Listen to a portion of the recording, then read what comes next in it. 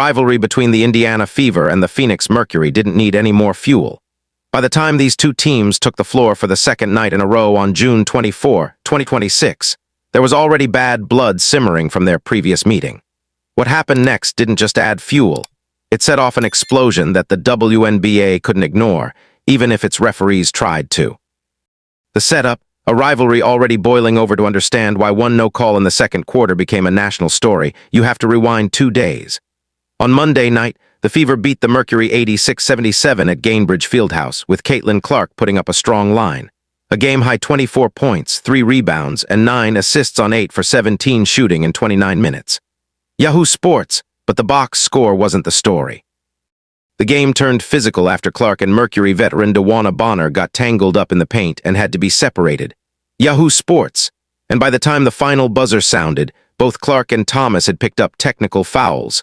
Tucson.com and Sophie Cunningham, a former Mercury player now with Indiana, had become a viral moment in her own right. There's history layered on top of history here. Cunningham used to play for the Mercury. Bonner spent a brief stint with the Fever last season, and Fever coach Stephanie White coached both Bonner and Thomas during her time in Connecticut. Tucson.com, everyone on that floor knew everyone. None of it was unfamiliar. All of it was personal. So when the Fever and Mercury squared off again less than 48 hours later, the league, the coaches, and the players all understood exactly how charged the room was. That context matters because it's part of why Stephanie White was so furious afterward. This wasn't an isolated flashpoint. It was the second night of a back-to-back that had been building since Monday. The play just before the midpoint of the second quarter, around the 6-minute mark. MSN with 6:52 remaining. Fox News. Clark drove toward the basket and went down. She fell to the ground while trying to keep control of the ball, managing to flip it out to teammate Aaliyah Boston before multiple Mercury defenders, Thomas, Bonner, and Lexi Hull, converged on her to try to come up with the steal. MSN, it was a scramble. Loose ball situations like this happen dozens of times a game, and most of the time nobody remembers them an hour later. This one was different. As bodies piled up around Clark, who was now on the floor, Thomas landed on top of her, drove her fist into Clark's throat, and then stepped over her. Tucson.com, no foul was called on the play in real time. Fox News, the whistle stayed silent. Play continued. Clark got up, and the game moved on as if nothing had happened, except something had happened, and the broadcast cameras caught it clean. Within minutes, the clip was circulating widely, with one of the earlier viral posts simply captioning the replay. Fist to the throat, play on. The reaction was instant, and not limited to one side. This wasn't a case of a few outraged fans manufacturing a controversy out of nothing. The response cut across fans, former players, and broadcasters, and it was almost uniformly critical of the no call. On social media, the tone ranged from worried to scathing.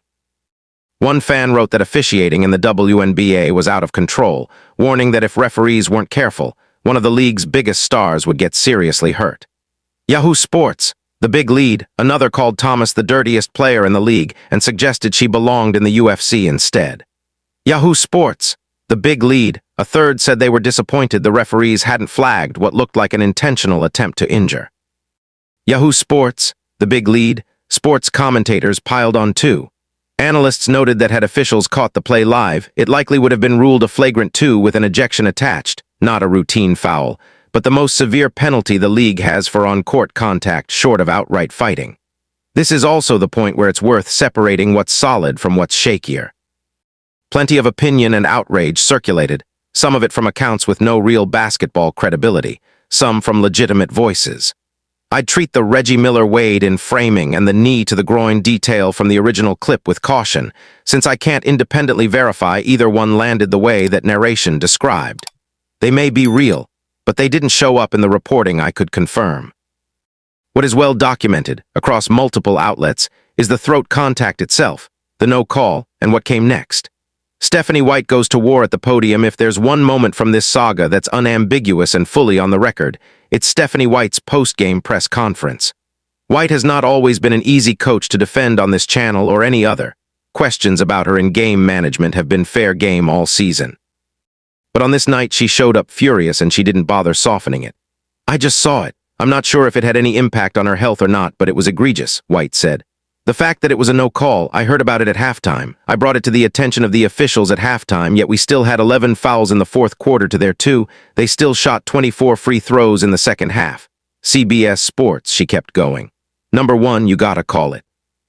It's absolutely egregious and utterly disrespectful, White continued. And then number 2, you're aware of what happened 2 nights ago and that shit still happens? Absolutely unacceptable. Absolutely unacceptable. CBS Sports, White wasn't only talking about the throat contact. She also pointed to a second incident later in the game, a closeout where a Mercury defender's foot came down on top of Clark's. And the reckless closeout that they actually reviewed. And the foot still comes down on the defender's foot that wasn't upgraded. CBS Sports, she asked, clearly exasperated that a play serious enough to warrant a monitor review still didn't result in a harsher call. She added that officials had told her directly that they simply did not see the play, MSN. Which, if anything, made the no call worse in her eyes, not better. And then there was the line that made the previous incident landing on the same night impossible to read as coincidence. The fist in the throat is crazy. It's crazy. It's dangerous, CBS Sports, White said, before noting that complaints like hers don't come from nowhere. When you have these things continue to happen time and time and time again, eventually it gets frustrating, but I thought those were just more egregious. MSN, that's a coach explicitly saying she's reached a breaking point, not because of one play, but because this is a pattern she's watched develop over a season. Clark's exit the game itself was a nail-biter, with Phoenix eventually winning 111-109. Tucson.com, but the score became secondary once Clark didn't finish it. She checked out at the 5:15 mark of the third quarter, went to the locker room, and never came back.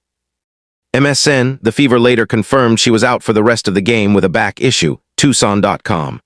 One that, by White's own account, may have been aggravated when Clark came down awkwardly on a defender's foot after a three-point attempt.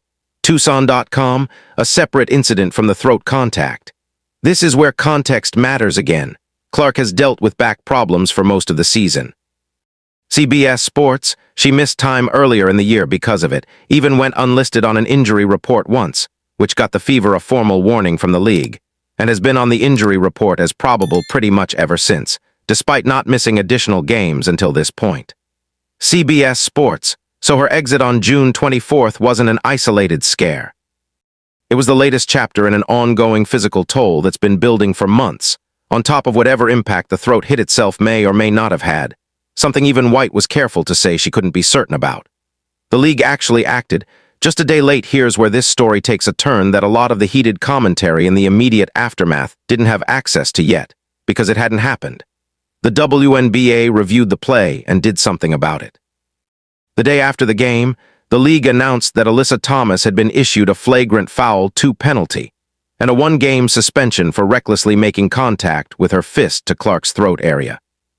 CBS Sports, the WNBA specifically classified Thomas's action as a non-basketball act, language the league reserves for the most serious categories of misconduct, and noted that its office retains the authority to review any game afterward and reclassify fouls that were missed or undercalled live, including upgrading something to a flagrant after the fact. Fox News, that's a meaningful admission. By suspending Thomas, the league effectively confirmed that referees missed an obvious flagrant foul in real time, Fox News, which validates the substance of White's anger, even if the punishment arrived a day after the fact rather than in the moment when it might have mattered for the game itself. For Thomas, a 6-time All-Star and 7-time All-Defense selection, this marks the first suspension of her WNBA career. Tucson.com, she'll sit out Phoenix's game Saturday against the Toronto Tempo, a nationally televised matchup on CBS, Tucson.com, meaning the punishment carries real visible weight rather than being a quiet fine buried in a press release. League and team observers also noted that this wasn't an isolated incident for Thomas, who has built a reputation over the years for aggressive, and at times needlessly reckless, play. Tucson.com, the Fever organization didn't stay quiet either. Fever president Kelly Crosskopf issued a statement following the suspension, saying, "Player safety should be paramount in our league," CBS Sports, and adding that the organization appreciated the league's review of the incident and the action that's coming up as long as Fever-Mercury games, and Clark's season generally stay this physical. Notification bell so you never miss a video.